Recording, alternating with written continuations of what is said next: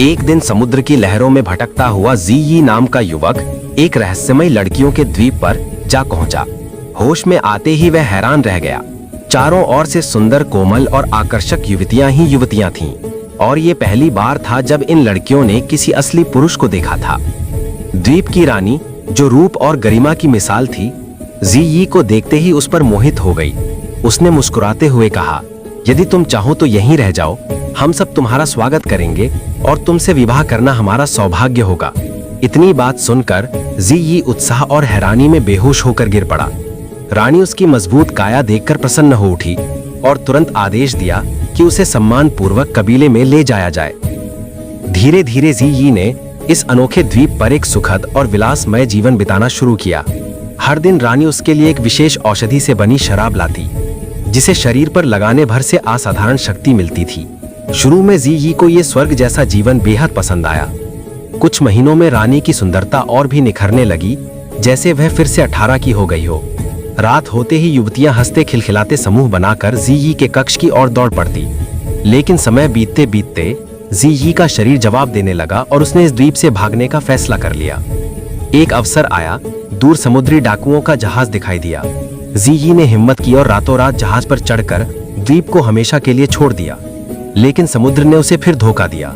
रास्ते में भयानक तूफान आया और जहाज टूटकर एक निर्जन द्वीप पर फंस गया।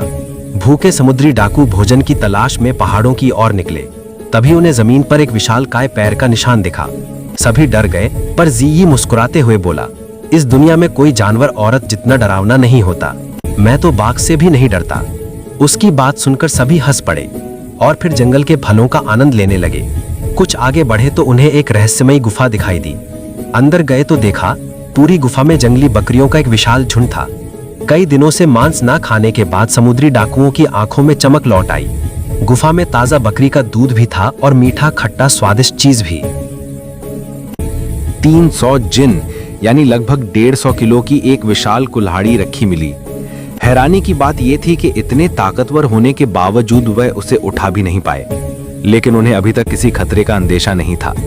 सभी लोग खुशी में डूबे हुए थे और भुनी हुई भेड़ का जश्न मना रहे थे।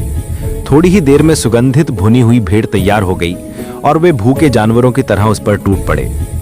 पेट भरने के बाद वे खाने पीने का सारा सामान उठाकर ले जाने लगे। तभी अचानक सामने एक विशाल काला साया उभरा।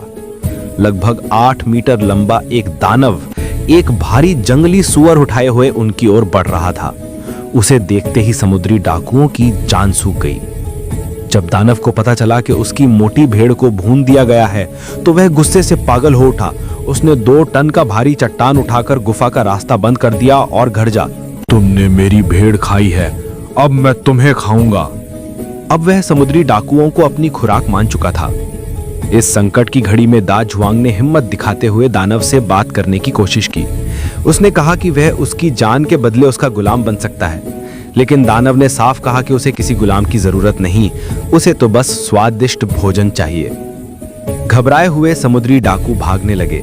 जो धीमे भागे, दानव ने उन्हें सीधे निगल लिया। 100-200 किलो के आदमी भी उसके लिए कुछ नहीं थे। दा जुआंग को लग रहा था कि अब उसका बचना मुश्किल है। तभी उसे एक तरकीब सूझी। उसने जमीन से शराब उठाई और दानव को बहकाते हुए कहा, बस एक घूंट पियो और 10 गुना ज्यादा मजा मिलेगा। दानव आधा अधूरा यकीन करते हुए 5 जिन यानी लगभग 2.5 लीटर अंगूरी शराब पी गया। और सच में उसके अंदर एक अजीब सी राहत फैल गई। अब दानव को और शराब चाहिए थी, लेकिन समुद्री डाकू सारी शराब पहले ही पी चुके थे। दा जुआंग ने कहा कि वह खुद शराब बना सकता है, बस अंगूर चाहिए। दानव समझदार था। उसने खुद बाहर जाकर अंगूर तोड़े और समुद्री डाकुओं को गुफा के अंदर ही काम करने दिया। अंगूर आने के बाद उन्होंने शराब बनाना शुरू किया। 10 बदबूदार बत्तसें अंगूरों पर पागलों की तरह पैरों से रौंद रही थी। दानव को दूर से ही खट्टी मीठी खुशबू आने लगी और उसके मुंह में पानी भरने लगा। आखिरकार आधा महीना बीतने के बाद शराब तैयार हो गई। दानव ने लालच में एक पूरी बाल्टी भरकर पी ली, लेकिन उसकी भूख और प्यास इतनी बढ़ी थी कि जितनी भी शराब दी जाती कम ही पड़ती।